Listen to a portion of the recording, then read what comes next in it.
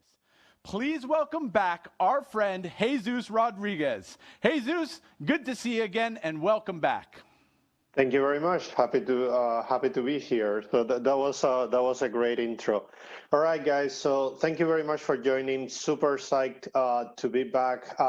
We have a new presentation. The first time we're doing this presentation at a public conference. We're going to be talking about crypto asset price predictions, which is sort of a myth, right? Can we really predict the price of Bitcoin, Ether, and other crypto assets? So I'm gonna walk you through a lot of things that we have tried and a lot of lessons that we learned on trying to solve this problem at Into the Block, and what are the things that you can apply for yourself.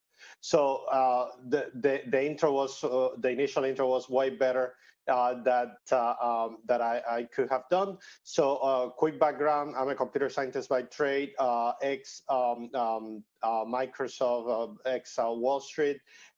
These days, I'm spending a lot of time building Into a Block, that is an analytics platform that we focus on applying data science for crypto assets. I'm a guest lecturer at Columbia University and a very active angel investor. If you don't know about Into the Block, we provide analytics for retail and institutional investors using real data science. We mine over 10 terabytes of data.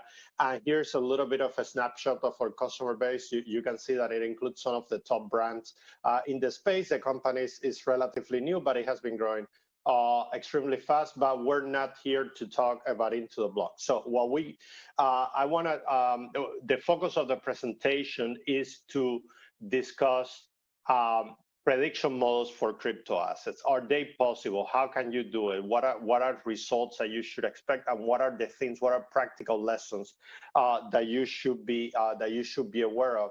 And then we're gonna do that from the perspective of what we have done at ITV, what we have learned through many failures of trying to solve these problems. So predictions is when you think about price predictions, particularly for retail investors, that's the ultimate expression of crypto analytics. That's what most people care about. A few months ago, just to set the context of why we probably have some real experience on trying to do this. So Into the Block is a team with a very heavy machine learning, deep learning background. So about 8 months ago, we tried to tackle this problem of trying to build predictive models for crypto assets for our audience. So we wanted you that if you go to Binance or CoinMarketCap, you were able to see some directional prediction models. And initially, we wanted to tackle this with a deep learning approach. So deep neural networks, the newest trend in artificial intelligence, is this type of very interconnected hierarchical structure in which it is able to infer nonlinear relationships between all sorts of variables, and they tend to be very resilient to market conditions. So many quant funds are starting to gravitate towards this approach, and we thought it made a ton of sense.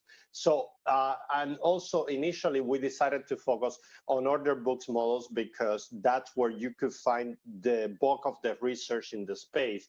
When you look at crypto and you look at the data sources that we can use for predictions, we can think about blockchain data sources, derivative order books. Definitely there is a larger body of research in the order book space. So for a bunch of months, we tried over 120 models, 4 terabytes of training data, and we were not getting anywhere until we did a few things that started to work. And at the end of last year, we ended up with a number of models. One that is able to predict the bullish or bearish momentum in Bitcoin 60 minutes every hour, one that predicts a bullish or bearish momentum on Bitcoin 60 minutes every 5 minutes, and one that tries to look for larger variations up to 50 basis points and tries to predict at 60 minutes every hour. And we're building a ton more, and it's pretty real, right? So we're working with quant funds, building strategies to trade on these things, and the first funds are in production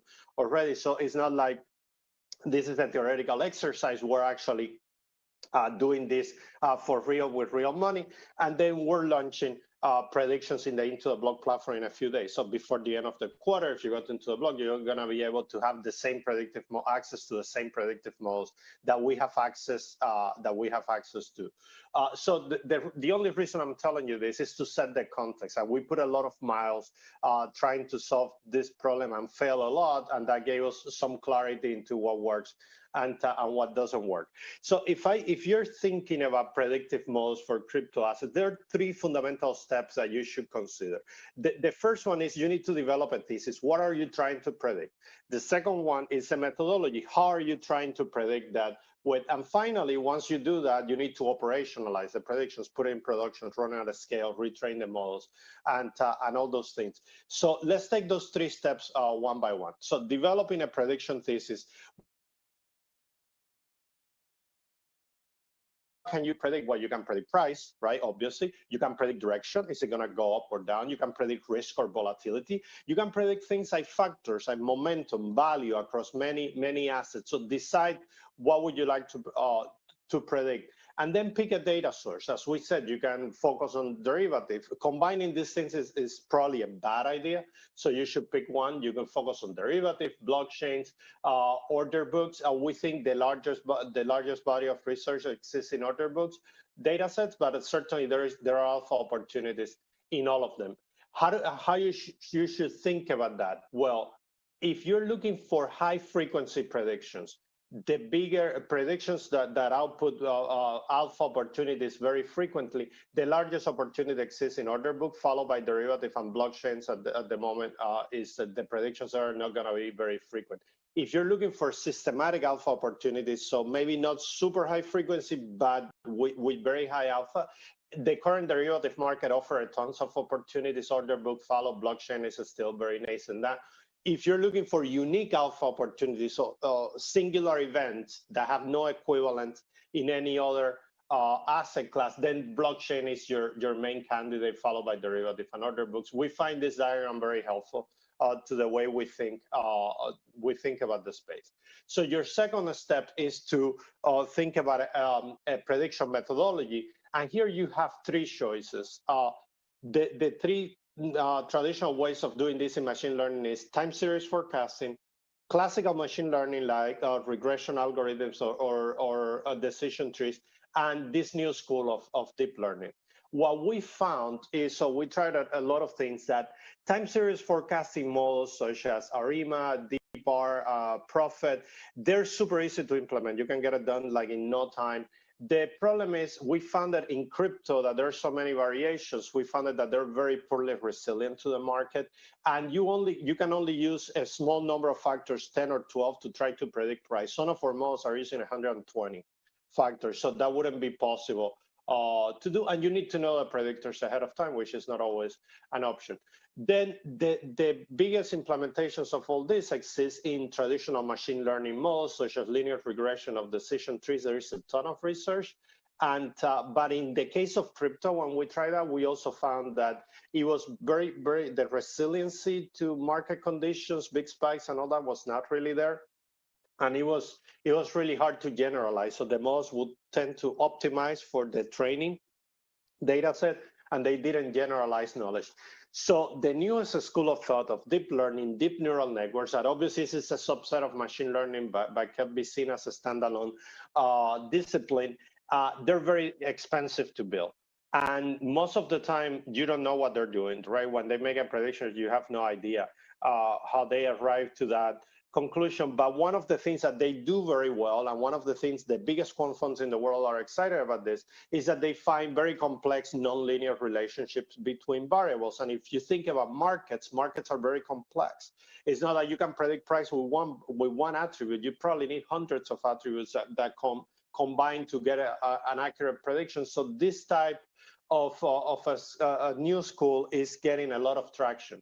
Let me try to make the case for this, right? Let me try to expand on that argument and try to tell you why deep learning is a good idea for predictive strategies. As I said, the first thing is that this type of models can uncover nonlinear relationships in the space.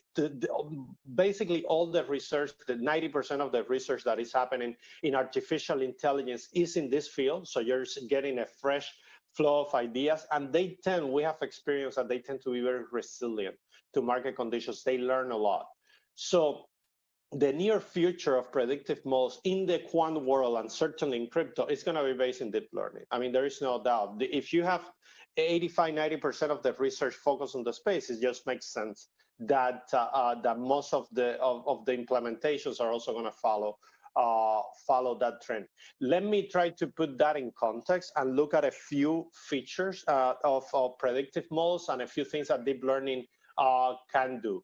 So for instance, one of the challenges that you always experience when building predictive models is this thing called, you need to decide what are you going to predict with. You're trying to predict price, what are you trying to predict it with? That's called feature extraction. So for instance, you want to predict price, but looking at an order book, is the bid and ask a good attribute to predict price? So in deep learning, there is a new area of research called convolutional neural networks that do that. Like, instead of you trying to figure out the attributes by hand and by domain knowledge, imagine if you have a neural network that will figure it out for you. So you give it the order books and will make 700,000 computations and give you an output that said, these are probably predictors. So the way convolutional neural networks, the way they work, they can execute computations in very high dimensions and then reduce it to a small number of dimensions. So that's why we typically use it to try to extract predictors. Then another challenge that is very common is selecting the models. So you need to, deep learning and machine learning is very subjective. We rely on the opinion of people. So if you're trying to predict price, let's say with blockchain data sets, and you come to me, I might tell you, oh, this is a recurrent neural network. How do you know that's true, right? Maybe I have a preference for those type of things. So instead of doing that, there is a new area of research called neural architecture search that allows you to make the selection of a model a machine learning problem. So instead of saying, oh, we should tackle this problem with this model, we fit it to a neural network saying, we try to predict price with this, and it will try hundreds of models and give you the top 10 and say, these are the best, the ones that perform the best. And then you can start optimizing for that. So it's a machine learning approach to machine learning. So that is an area that we're super, super excited about. Data accuracy and gaps, this is huge in crypto. The order books in crypto are always missing data. If you're training a model and you get a 5-minute gaps, the model start making stupid predictions. So filling gaps is really hard. And how do you do that? Well, there is an area of research in deep learning called semi-supervised learning that essentially you train, instead of training a model with labeled data sets, you train it with a very small set of labeled data sets, right, of training labeled data, and the model is able to generate new examples. And we typically use that to fill gaps in order books. So if we miss 5 minutes, we look at the previous trends, train the model, and it can fill those 5 minutes with fake data, but that follow a specific trend. Knowledge reusability is another huge problem. So we, as humans, every time we learn a skill, we reuse knowledge from other skills. In machine learning, you're learning models are learning the same thing from scratch. So imagine that I train a model to predict price based on trade information, and now I'm going to create another model to predict Bitcoin price based on order books. Can I use part of this knowledge in this new model? There is an area of deep learning research called transfer learning, very new, that is reusing, once you have a model that master one skill, reusing subset of those skills to learn new skills. So this is an area that we're paying a lot of attention to. Finally, another challenge that you're going to encounter when doing this for crypto, training coverage and acceleration. So imagine something like the March 11 crash. So the price of Bitcoin drops 12% very rapidly. We never seen that before. How can I train a model for that if that has never occurred? There is an area of research called generative models that essentially you try to, and particularly a subset of this is called adversarial neural networks, in which you essentially train a model in a labeled data set and allow it to generate new data sets. So we use that to generate new market conditions, simulate new market conditions arbitrarily. Not that we want to simulate a specific use case, but we tell the model, just simulate all sorts of things that make sense, and you encounter situations, you train the model for situations that it hasn't seen before.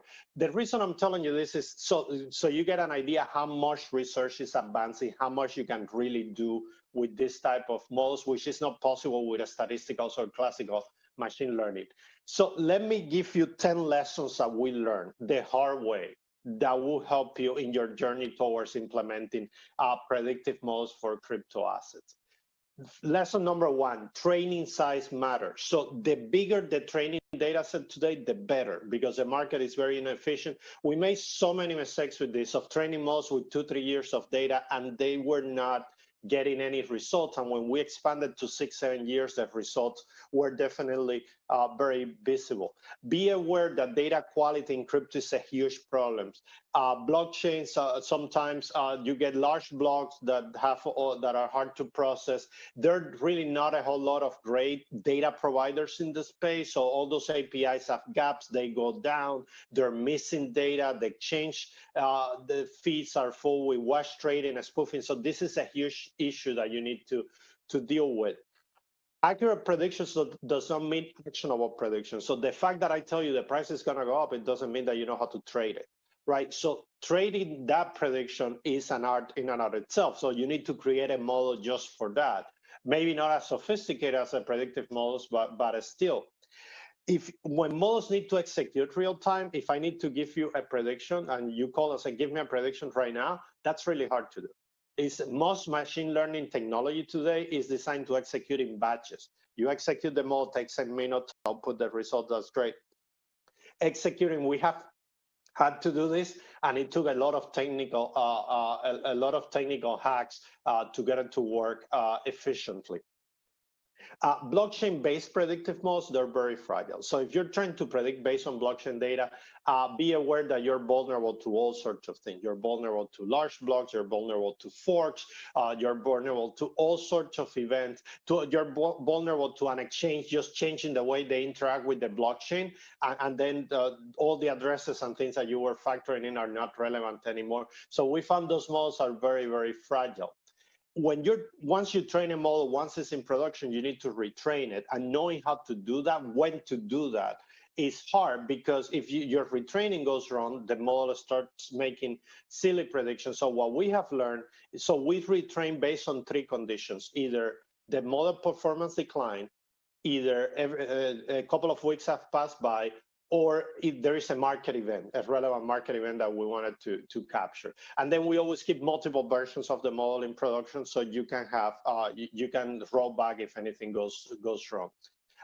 Rapid experimentation is key. The key to successful prediction is just try idea, fail, iterate quickly. So build an infrastructure in which you can iterate very quickly, easier said than done.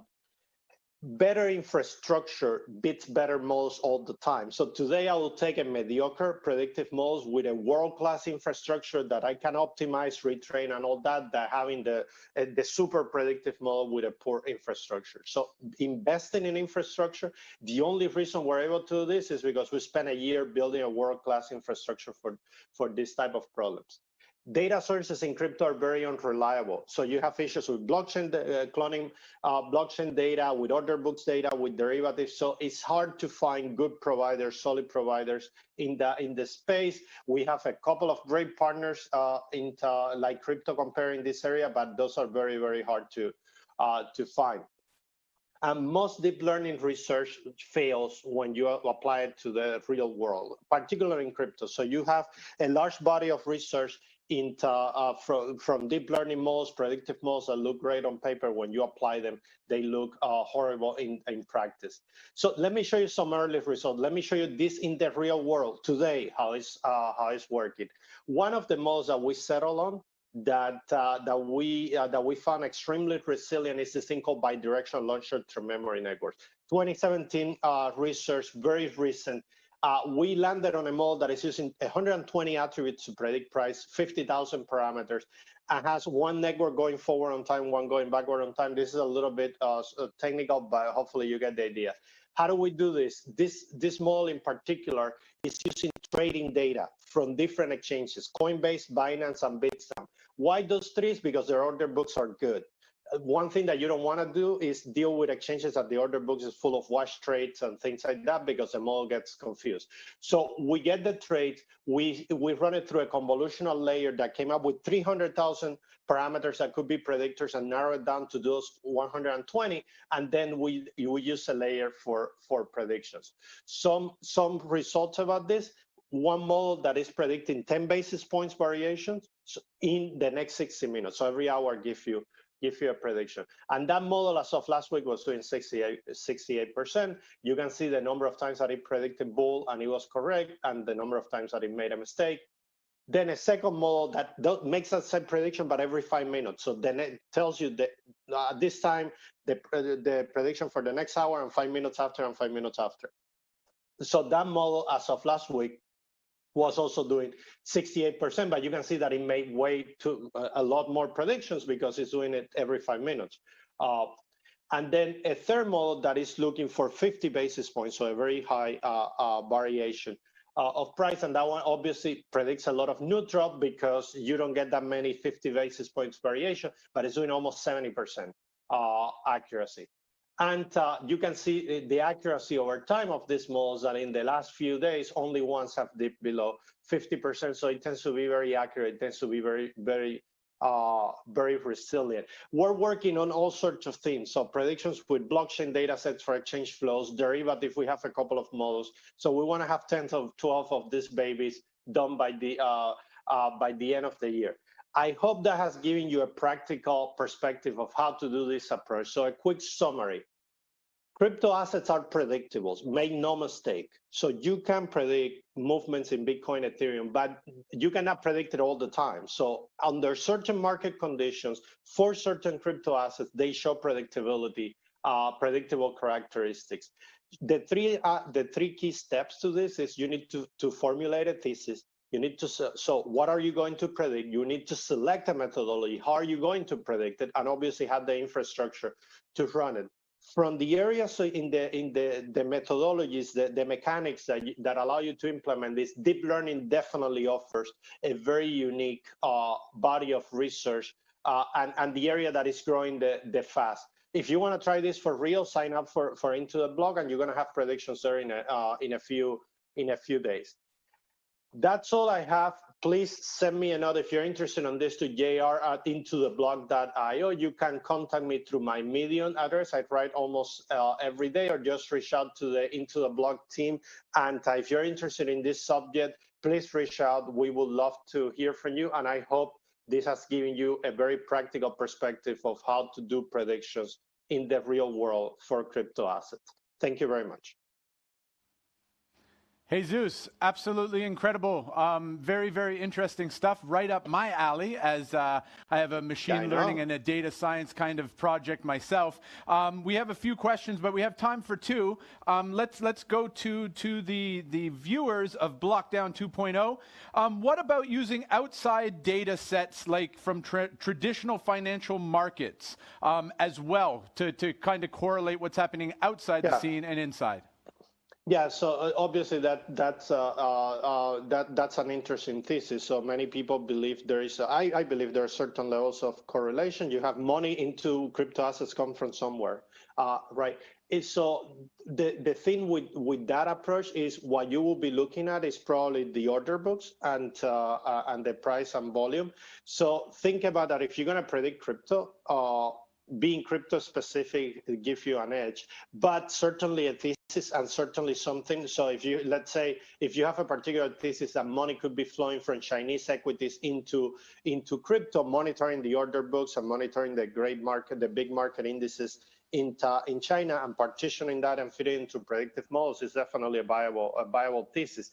That's the thing about this space, right? There's a ton of ideas, and it's just trying, and some of those ideas are going to work only on certain market conditions, not all the time. Maybe when the Chinese economy, if there is a downturn, those theses will prove to be would perform in a way that is differently than if the economy is booming. Super, great answer. One relative to the project that I have founded called Effect.ai, we have basically built an Amazon Mechanical Turk on top of the blockchain. So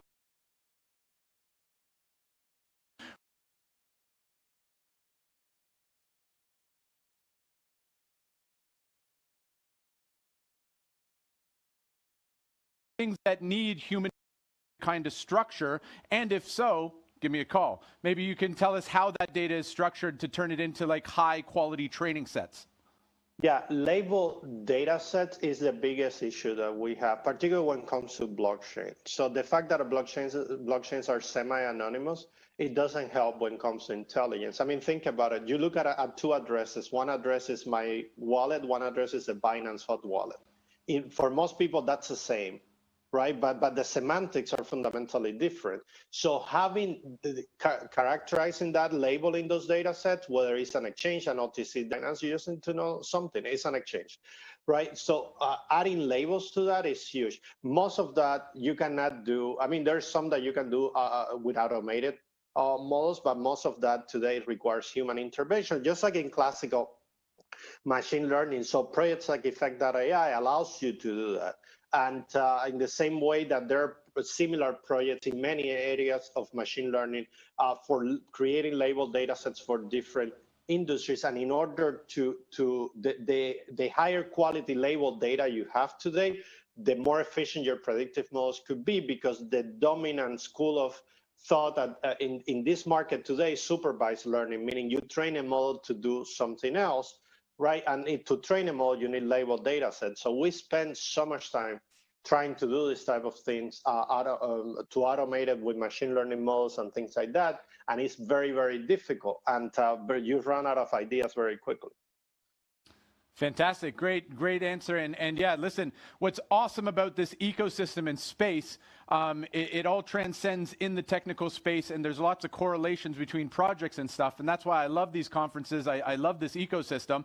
And if there is anywhere that Effect.ai may be able to help you in your project, I'd love to collaborate. So maybe after this BlockDown, we can be in touch and see if our workforce can help you structure data in some kind of a way and make those data sets more enhanced and better.